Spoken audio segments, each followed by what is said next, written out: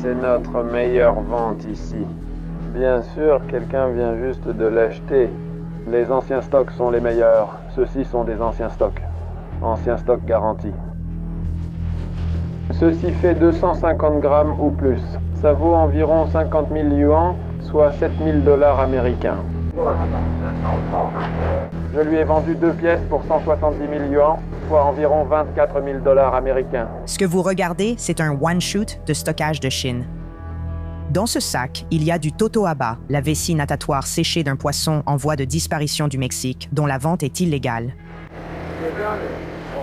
Le vendeur, dont nous ne montrons pas le visage, propose chacune pour environ 10 000 $, mais elles peuvent atteindre 10 fois cette valeur, selon leur taille et leur âge. Nous ne savons pas s'il en est conscient, mais il est le dernier maillon d'une vaste chaîne d'activités illégales permettant à la vessie natatoire de parcourir 7000 miles pour arriver jusqu'à son magasin. Tout commence au Mexique, dans le golfe de Californie, à seulement 97 miles des États-Unis, où le totoaba est endémique. La demande pour sa vessie natatoire est au cœur du problème. Deux villes clés de cette région, San Felipe et Santa Clara, dépendent presque entièrement de la crevette et du poisson. Mais participer à la pêche illicite du totoaba peut rapporter un salaire considérable. C'est pourquoi il a été surexploité pendant des décennies. Une prise comme celle-ci pourrait générer des centaines de milliers de dollars. Écarte-toi, mec.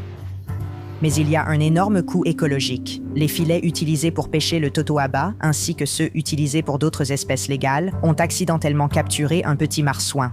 Originaire du golfe de Californie, la vaquita marina, cela l'a poussée au bord de l'extinction avec seulement une douzaine de vaquitas restantes dans le monde. Les États-Unis exercent une pression sur le Mexique à ce sujet, et les scientifiques, ainsi que les écologistes et les forces de l'ordre de plusieurs pays, travaillent sans relâche pour sauver la vaquita, stopper le trafic de totoaba et développer des alternatives durables aux filets nocifs.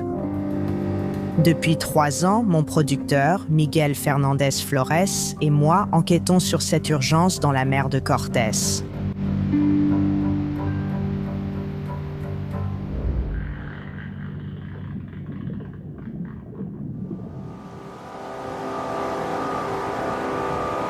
Nous naviguons depuis environ 45 minutes sur la mer de Cortés, dans le haut golfe de Californie, en direction de ce navire là-bas.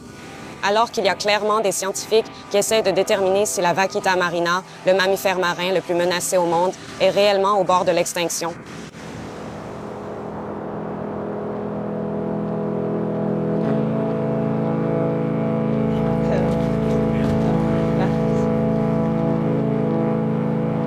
Nous sommes dans le haut golfe de Californie, qui est l'endroit où, parmi d'autres espèces, vit la vaquita. La seule espèce marine endémique des eaux mexicaines. Armando Jaramillo est l'une des principales biologistes marines dans la conservation de la vaquita. Depuis les années 90, elle a mené des études et analysé des données acoustiques pour déterminer la population actuelle de vaquitas.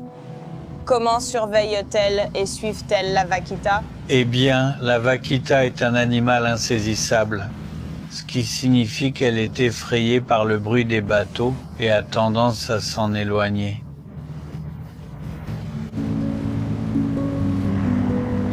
En 1997, nous avons construit le premier navire spécialement conçu pour estimer l'abondance de cette espèce. À cette époque, nous avons estimé une population d'environ 600 individus. Nous avons répété l'opération en 2008 et estimé environ 250 individus. Nous l'avons répété en 2015 et estimé qu'il y avait 59 individus. Et en 2018, nous avons estimé qu'il pourrait y en avoir moins de 20.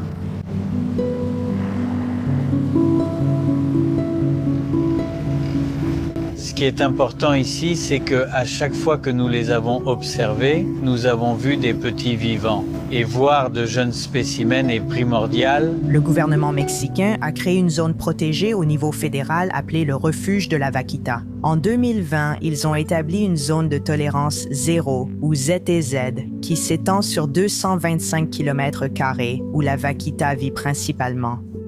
Selon la législation mexicaine, toute activité de pêche et tout transit de navires non autorisés sont interdits dans la ZTZ. Techniquement, nous sommes maintenant dans la zone de tolérance 0, mais il y a 1 heure, j'ai vu quelques petites embarcations dans la zone. Pourquoi étaient-elles là? Parce qu'ils peuvent. C'est ça le problème. Il n'y a aucun moyen d'arrêter la pêche.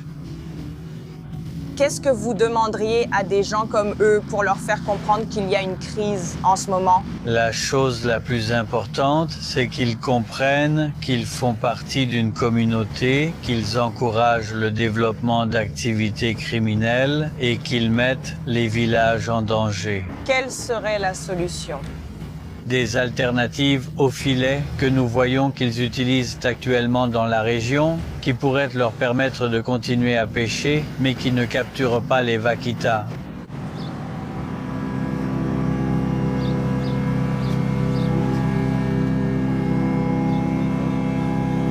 Tout le monde dans ma famille, mon père, mes grands-pères, mes oncles étaient aussi pêcheurs et je travaille dans ce domaine depuis 30 ans. En 2020, le gouvernement américain a restreint l'importation de crevettes et de poissons provenant de cette région pour protéger les vaquitas, ce qui a entraîné une perte importante de revenus pour les pêcheurs locaux. On cherche des méthodes de pêche alternatives pour éviter la capture accidentelle des vaquitas. Balto va passer à la télévision. Il sera la mascotte des pêcheurs. Il va être la star. Regarde la tête qu'il fait. C'est lui le cerveau.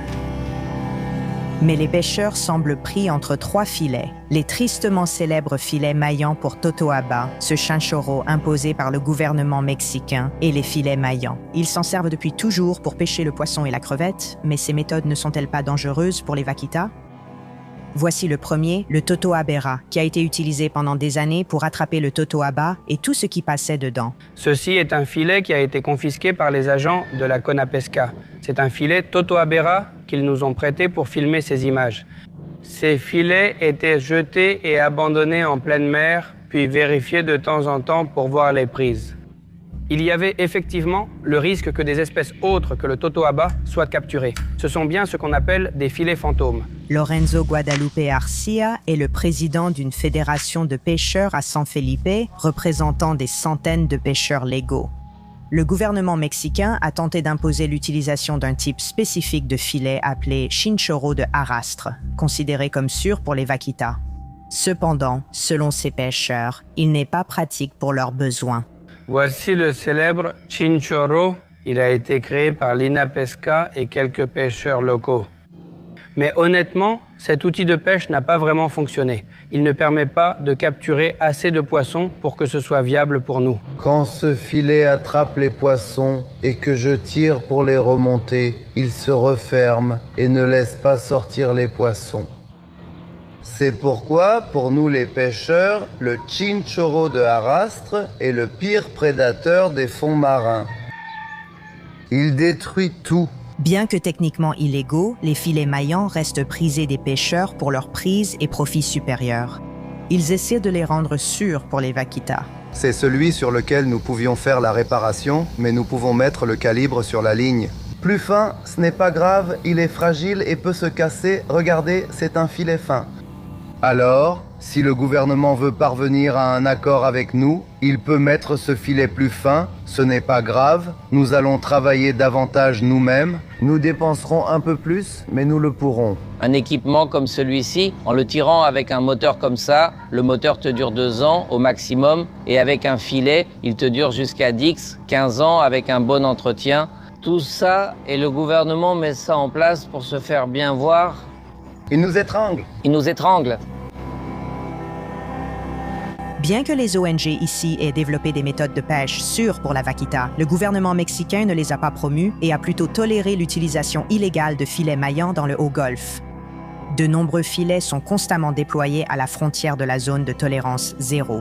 Comme le montre cette image représentant les filets de Totoaba dans la ZTZ de 2016 à 2018. La plupart d'entre nous, pêcheurs, ne sommes pas contre la protection de l'espèce marine. Si c'est le marsouin, il faut le protéger, mais il ne faut pas que, sous prétexte de protéger le marsouin, on nous abandonne. Nous sommes un port qui vit de la pêche, nous ne savons rien faire d'autre que pêcher. Alors, pourquoi la vessie de la Totoaba est-elle si attractive? Lorsque les travailleurs chinois ont rencontré le Totoaba il y a plus de 100 ans, il ressemblait à leur bahaba natal. Un poisson recherché pour sa vessie natatoire séchée, pêché jusqu'à l'extinction. Saisissant une opportunité, ils ont fondé des villes comme San Felipe autour de la pêcherie de Totoaba et ont commencé à expédier sa vessie natatoire séchée, Umao, en Chine. En 2000, le Journal of the Southwest a étudié l'histoire de la pêche commerciale du Totoaba. Ici même, on peut voir les premiers pêcheurs attrapés du Totoaba dès 1920 sur la côte de San Felipe. Regardez cette vessie séchée de Totoaba. La demande asiatique pour les vessies n'a fait qu'augmenter et aujourd'hui, elle alimente un marché noir lucratif.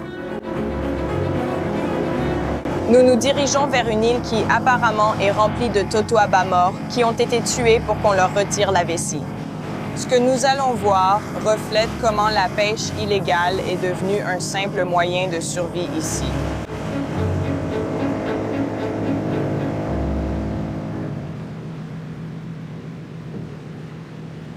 Cet endroit est rempli de ces poissons, car les pêcheurs y jettent le reste après avoir pris ce dont ils ont besoin. Ce pêcheur pêche parfois le Totoaba pour gagner sa vie. Il a accepté de nous emmener voir où les corps de Totoaba s'échouent après qu'on leur ait retiré la vessie natatoire. Il a demandé à garder l'anonymat pour s'exprimer librement. Ce que nous voyons en ce moment est illégal. C'est-à-dire, pêcher la Totoaba est illégal. Pourquoi les pêcheurs le font-ils? Eh bien, tu sais, comme on dit ici à San Felipe, il faut bien gagner sa vie. Beaucoup de pêcheurs risquent leur vie pour essayer de ramener quelque chose à la maison et tout ça.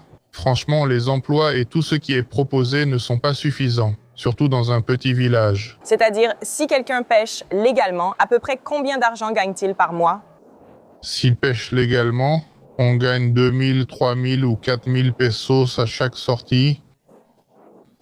Et s'il pêche une Totoaba, combien gagne-t-il? Ils jettent leur filet, ce n'est pas une seule qui vient. Il peut y en avoir 15, 20, 30 peut-être. S'ils reçoivent 3000 ou 2500 $ par pièce par kilo, bien sûr qu'il vaut mieux pour eux aller pêcher une de celles-ci, non? C'est ça la différence.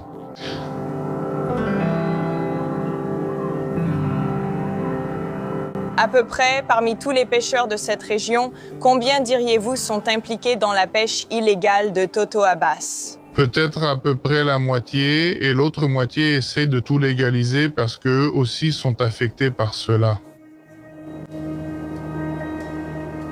Derrière les collines, ils vont là-bas et jettent 30, 40 poissons entiers. Sérieusement? Allons-y tout de suite. Si tu veux par la terre, je te fais passer derrière les collines où sont aussi toutes les carcasses. Ces collines sont à la périphérie de San Felipe et c'est là que beaucoup de pêcheurs locaux viennent la nuit pour que personne ne les voie et ils y jettent leur Totoaba morte. Certaines sont ici depuis des semaines, des mois et l'odeur est absolument horrible, n'est-ce pas? Je veux dire, c'est vraiment une odeur forte. En venant ici, j'ai vu énormément de Totoaba mortes, vraiment beaucoup, partout. On l'a appelée la cocaïne de la mer en raison de sa grande valeur, de son prix élevé et des nombreux conflits qu'elle suscitait.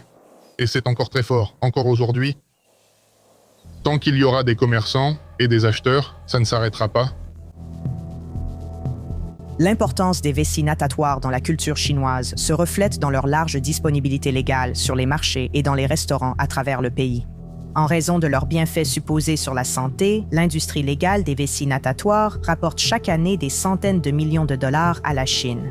Les grandes vessies natatoires sont très appréciées et souvent offertes en cadeau, surtout lors des mariages et cérémonies. Lors de la dernière répression de 2020, au moins 2300 vessies de Totoaba ont été saisies dans le monde entier, valant plusieurs millions de dollars, ce que les groupes environnementaux voient comme le reflet d'un marché florissant. L'un d'entre eux, l'agence d'enquête environnementale, a découvert une abondance de ventes de Totoaba sur des plateformes de réseaux sociaux comme Facebook et WeChat, avec des centaines de vessies natatoires disponibles pour le grand public. Ce trafic mondial est mené par différentes unités de la mafia chinoise, originaires du Mexique et distribuant vers différents marchés à travers le monde. Le 1er mai, les autorités mexicaines ont arrêté un homme chinois qui transportait 130 kilos de vessie de Totoaba. Cela représente des millions et des millions de dollars. Et donc, nous allons parler à un membre de l'autorité locale qui pourra nous en dire un peu plus sur les implications de cela. L'enquête menée à Mexicali a coïncidé avec une dénonciation anonyme. Mais cette dénonciation faisait état d'une personne d'origine asiatique qui se rendait à une adresse. Cet endroit était-il spécifiquement prévu pour abriter cela? Et la personne responsable qui a été arrêtée sur place et qui en plus était accompagnée de 2 agents de sécurité privés avait la capacité de distribution, de stockage de cela, de 238 totoaba. Ce n'est pas n'importe qui le fait. Tu parles de Monsieur Ming, de Mr. Ming. Qu'est-ce que vous savez sur lui? Jusqu'à présent, il est mis en examen, il est en détention préventive, justifiée par les circonstances de l'événement criminel. Tu m'as dit qu'il y avait des centaines de vessies. Peut-on les voir? Bien sûr.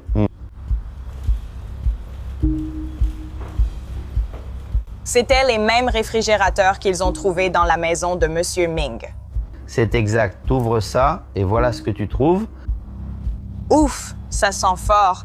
Ils ont trouvé ces 3 réfrigérateurs remplis de ces boîtes exactement ici. Combien de vessies ont-ils trouvé?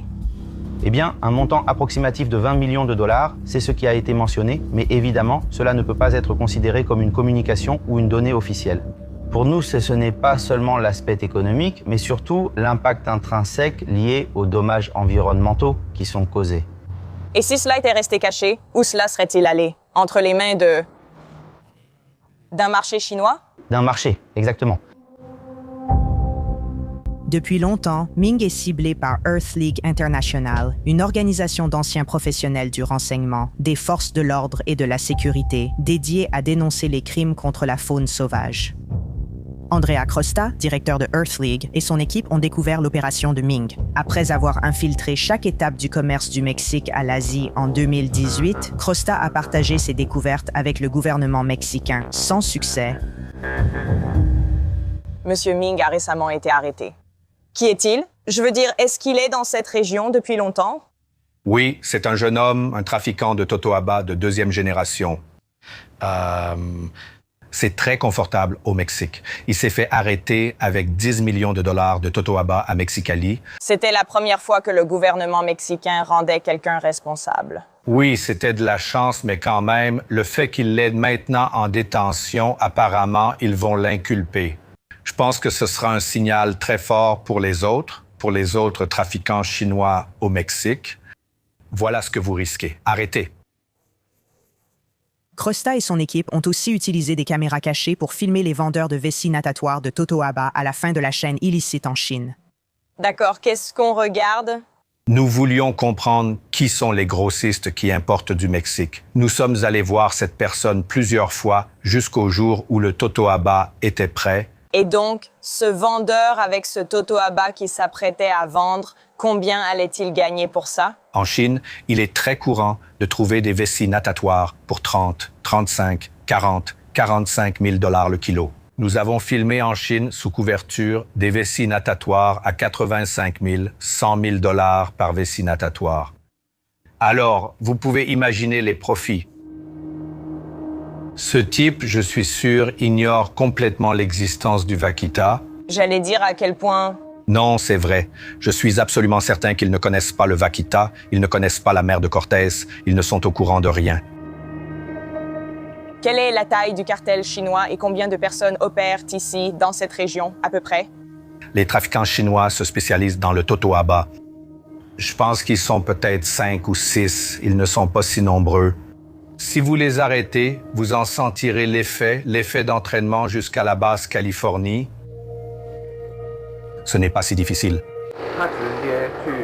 Lorsque vous pensez à perturber et démanteler ce réseau criminel chinois, quel serait le point d'entrée idéal? C'est à la fin de la chaîne d'approvisionnement ou vous commencez ici au Mexique? Vous commencez ici au Mexique avec les trafiquants chinois. Ce sont eux qui fixent le prix. Ce sont eux qui rendent la marchandise disponible. Ils réalisent la tâche la plus dure, attraper, sécher et faire passer en contrebande le totoaba, prenant ainsi des risques. Donc, ce sont eux la cible principale. Ils devraient être les principales cibles de toute cette affaire.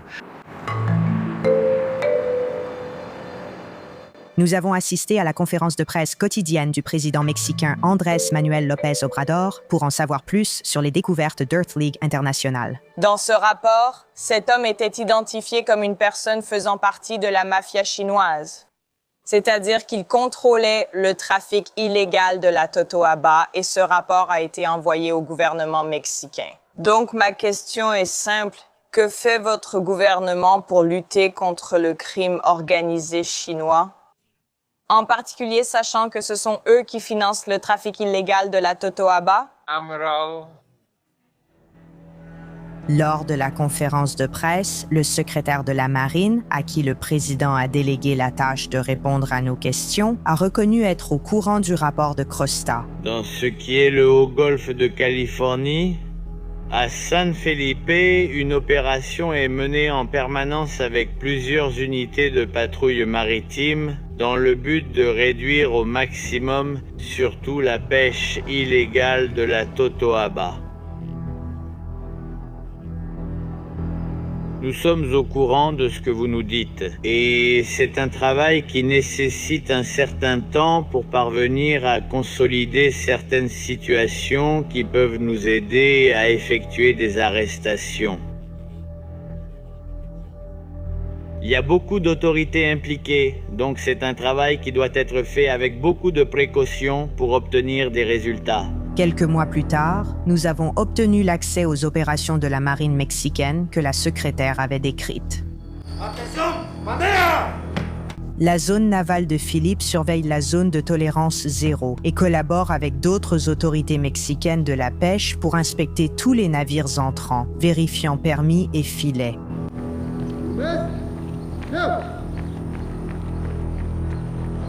Ce matin, un contrôle a eu lieu dans la zone navale pour vérifier les permis des pêcheurs. Pouvez-vous nous aider à identifier le conducteur du bateau rouge? Pendant la haute saison, il y a de longues files d'attente, mais aujourd'hui, en basse saison, seuls quelques pêcheurs passent. Allez-y, passez une bonne journée. Merci. Allez!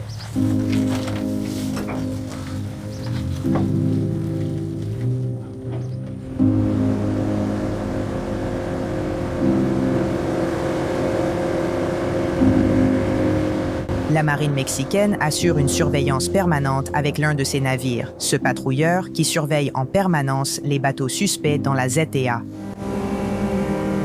L'activité de pêche, spécifiquement la pêche de la totoaba, ce n'est pas une pêche immédiate. Ils n'arrivent pas dans une zone, posent un filet et capturent tout de suite de la totoaba. Nous pouvons adopter une approche préventive pour éviter la capture, car une fois la totoaba capturée, il devient difficile de contrôler le problème. La prévention fonctionne donc vraiment pour nous. Ici le rapport sur les cibles. Veuillez informer les secteurs Victorias. Je vais avoir besoin de la latitude et de la longitude, s'il vous plaît. Oui, j'ai bien reçu. 31 degrés, 06,1 minute nord. Affirmatif. Les radars des navires de patrouille ont détecté 3 cibles d'intérêt. Alors, on nous a envoyés pour les examiner. S'il y a des filets, nous allons leur demander de se retirer, de les remonter et de partir. Nous voulons voir de quel type de filet il s'agit et, s'ils servent à la pêche aux palourdes, qu'ils présentent leur permis. Qu'est-ce qui est passé? Ce sont celles qui sont passées par la rampe. Ce sont des filets à palourdes. Tout va bien alors? On y va. Là, il y a des activités qui ne représentent pas un risque pour l'espèce en danger, qui est la vaquita marina, et qui sont autorisées. Peu de temps après notre visite, le gouvernement mexicain a installé 193 blocs de béton équipés de crochets de 3 mètres conçus pour emmêler les filets maillants autour de la zone de tolérance zéro. Les blocs, en plus de la surveillance par la marine mexicaine, avec l'aide de l'organisation de conservation marine Sea Shepherd, sont sans doute les mesures les plus importantes prises à ce jour pour aider les dernières vaquitas, avec une diminution de 75% de l'utilisation des filets maillants dans la zone, selon les scientifiques. En 2023, le gouvernement mexicain a annoncé 216 blocs supplémentaires dans la ZTZ. Mais les scientifiques soutiennent qu'en se concentrant uniquement sur la ZTZ, le gouvernement néglige le reste du golfe de Californie, ce qui n'est finalement pas durable. Vos problèmes continuent de persister. Les points de contrôle pour réguler l'accès au golfe se sont révélés peu efficaces. Au cours de nos nombreuses visites à San Felipe, nous avons filmé des bateaux débarquant et embarquant à des points non autorisés, y compris le long du balcon principal de la ville. Nous avons interrogé le capitaine Colorado en 2022. Lors de notre dernier voyage ici, nous avons vu de nombreux bateaux entrer la nuit par le Malcon. C'est illégal. Les sites de débarquement figurent dans l'accord du 24 septembre, qui précise quels sont les sites de débarquement autorisés. Mais il faut également tenir compte du fait que la topographie même de San Felipe favorise la création de zones de pêche ou de zones touristiques dotées d'une plage en pente. Parce que la plage est très bien compactée, elle peut servir de site de débarquement. Évidemment, nous l'avons sur notre radar, nous devons être plus efficaces en mer. Malgré les efforts, les preuves montrent que cette activité persiste aujourd'hui.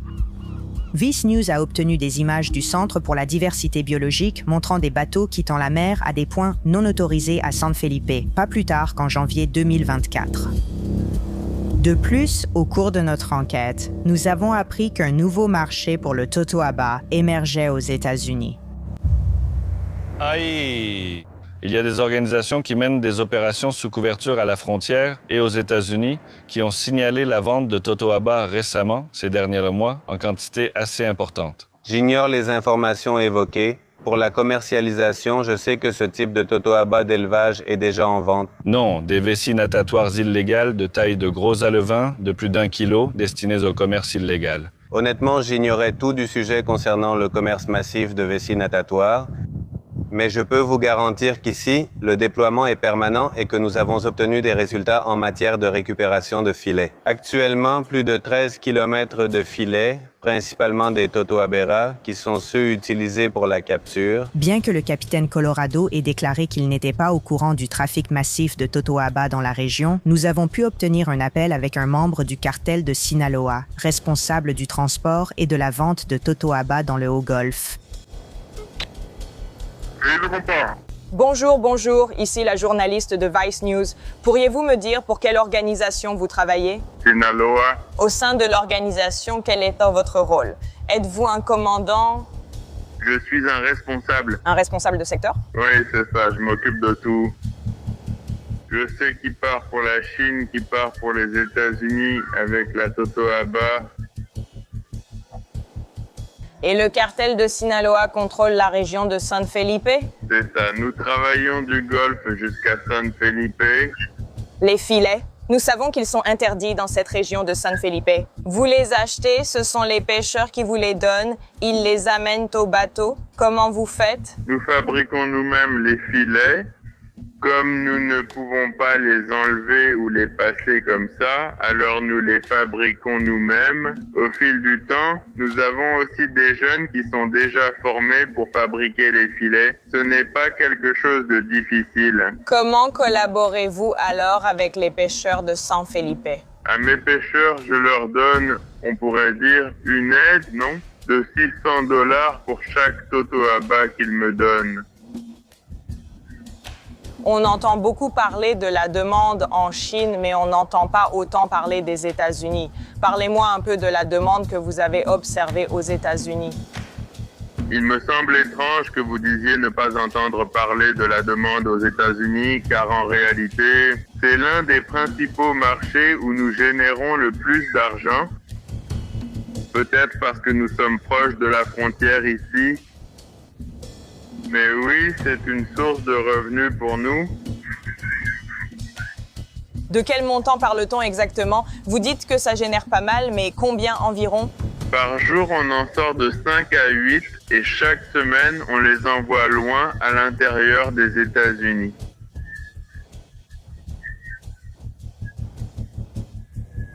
Attendez que je fasse le calcul. Ça fait $475 000 par semaine. Donc 475 000 $ par semaine, c'est ce que vous gagnez des États-Unis? Uniquement des États-Unis? Dans le monde entier, les deux plus grandes saisies en 2023 ont eu lieu en Arizona, l'une impliquant 91 vessies et la seconde impliquant 270. Deux grandes affaires en Californie ont concerné l'importation et la vente de vessies de totoaba aux États-Unis. Selon l'acte d'accusation, l'un des prévenus aurait vendu 23 vessies à un informateur des forces de l'ordre pour 247 000 $, mais aurait affirmé en posséder pour jusqu'à 2 millions de dollars en stock. Une autre personne est accusée d'avoir acheté et vendu des vessies de Totoaba à au moins 5 reprises entre 2021 et 2023. Vice News a contacté 2 agences majeures impliquées dans la lutte contre le commerce illégal de Totoaba aux États-Unis, le Service américain de la pêche et de la faune et le Service d'enquête de la sécurité intérieure. Les 2 agences ont reconnu un marché intérieur pour les produits de Totoaba, mais en ont minimisé l'importance. Les récentes arrestations à la frontière sont dues en partie à l'équipe d'Andrea Costa chez Earth League International. Nous l'avons revu à New York pour l'interroger sur son enquête sur la demande de Totoaba aux États-Unis. Le cartel de Sinaloa nous a dit au téléphone que les États-Unis étaient en fait l'un de leurs plus grands consommateurs, tout autant que le marché asiatique. C'est vrai, ça a du sens. Les acteurs clés au Mexique, les trafiquants internationaux, nous disaient qu'il y a un marché aux États-Unis, très probablement des clients asiatiques partout dans le pays. Je me souviens d'un trafiquant en particulier qui nous a dit cela. Ils envoient le Totoaba dans des sortes d'hôpitaux cachés, illégaux aux États-Unis, où des femmes chinoises riches et aisées viennent accoucher aux États-Unis pour que leurs enfants soient américains. Car selon la médecine traditionnelle chinoise, les vessies de Totoaba sont destinées aux femmes enceintes. Donc, d'après nos informations, il existe un marché intérieur aux États-Unis, probablement aussi en Europe. Nous n'avons pas la preuve, mais cela ne me surprendrait pas. Lors de nos voyages en 2021, nous avons vu 100 kilos de vessie natatoire de Totoaba saisis à Mexicali par un homme appelé M. Ming. Nous avons parlé de lui. Que s'est-il passé avec M. Ming? Eh bien, nous l'avons vu de nombreuses fois. Vous savez, ils se font arrêter et ils vont en prison, puis ils sont relâchés et vous êtes là. Et la raison de leur libération reste souvent floue. Bien sûr, mais il y a beaucoup d'acteurs comme lui et selon nous, certains d'entre eux ont été arrêtés ces dernières années. Maintenant, ils sont presque tous dehors, de retour aux affaires. Vice News a pu confirmer qu'en avril 2024, le gouvernement mexicain a conclu un accord d'indemnisation avec M. Ming et il a été libéré. Malgré de nombreuses demandes, le gouvernement a refusé de révéler le montant de son indemnisation. Depuis 2020, l'unité de renseignement financier du Mexique a arrêté environ 15 trafiquants de Totoaba et, au début de 2023, a annoncé le démantèlement d'un réseau de trafic. Mais beaucoup de ces arrestations ont abouti à des poursuites infructueuses et les accusés ont été relâchés.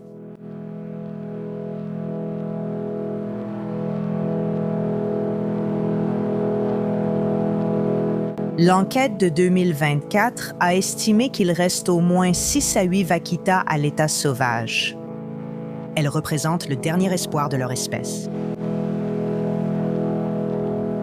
Barbara Taylor, une scientifique retraitée de la NOAA, travaille à la conservation des vaquitas depuis plus de 30 ans et elle est la principale scientifique américaine sur ce sujet. Quand vous en parlez, la solution semble très concrète. Interdire les filets maillants, s'en débarrasser vraiment. Je sais que vous dites cela depuis des décennies maintenant. Pourquoi en sommes-nous toujours là? Nous en sommes toujours là principalement à cause du manque de volonté gouvernementale et de l'absence d'une véritable base économique solide pour passer d'une pêche non durable à une pêche durable. Quel est l'intérêt du gouvernement mexicain? Ne pas laisser disparaître sous leur surveillance le plus grand mammifère endémique du pays. Pour moi, ce n'est pas quelque chose dont on devrait être fier. Là-bas, les animaux sont en bonne santé et se reproduisent rapidement. Je pense que ces survivants savent ce qu'est un filet maillant et ce sont probablement les plus prudents qui restent. Que signifierait la disparition totale de la vaquita?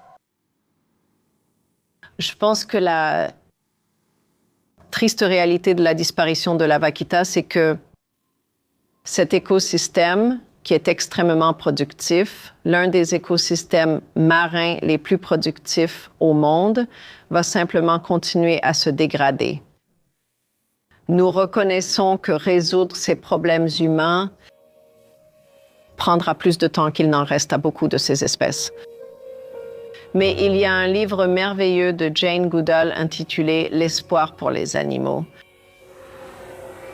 Et il documente tous ces différents cas où des espèces ont été réduites, dans certains cas à seulement 2 individus, dans d'autres cas à 10 individus.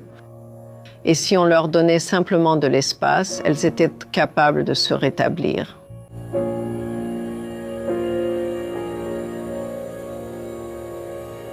Bonjour, Dr Goodall. Merci beaucoup d'avoir pris le temps. C'est un plaisir. OK, alors, où est ma vaquita? Oh, vous en avez une? Oui. Oh, magnifique. Waouh. Oui, petite vaquita. Tu sais, elles ont ces jolies lèvres souriantes et elles sont tellement belles. Et bien sûr, tu sais, le plus petit dauphin, enfin le marsouin au monde. Et ça vaut la peine d'essayer de se battre pour les sauver, parce que ce n'est pas seulement la vaquita, c'est aussi toute la mer de Cortés. Peu importe comment tu vois cette histoire, on peut dire que tout le monde a laissé tomber la vaquita. Certains se demanderaient, que reste-t-il à faire à ce stade, s'il y a encore quelque chose? Nous devons sensibiliser les Chinois pour leur expliquer le problème de ces vessies natatoires. Vraiment, cela tue tellement de créatures. Et surtout, je constate que dans ces situations, les gens ne savent même pas réellement. Une fois qu'ils ont su que l'ivoire d'éléphant entraînait l'extermination des éléphants, qu'il y avait tous ces massacres horribles en Afrique, il y a eu une chute immédiate du commerce de l'ivoire.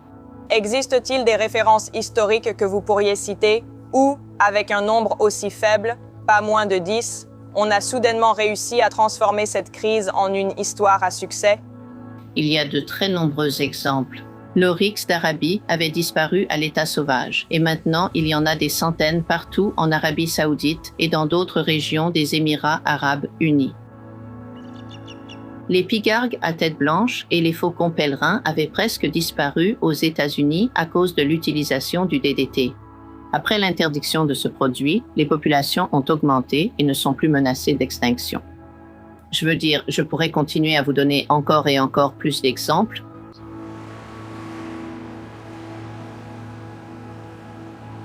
Beaucoup pensent que cette crise est sur le point de se terminer, que la vaquita est sur le point de disparaître. Alors, quelle lueur d'espoir voyez-vous au bout du tunnel? J'ai de l'espoir, j'ai toujours de l'espoir, mais l'espoir est lié à l'action. Et chaque fois qu'une espèce disparaît, c'est une tache noire sur notre société. Donc, notre responsabilité morale est de faire tout ce que nous pouvons pour protéger toutes ces créatures, pas seulement la vaquita, mais aussi de mettre notre énergie à nettoyer la mer de Cortés pour la sauver de la destruction.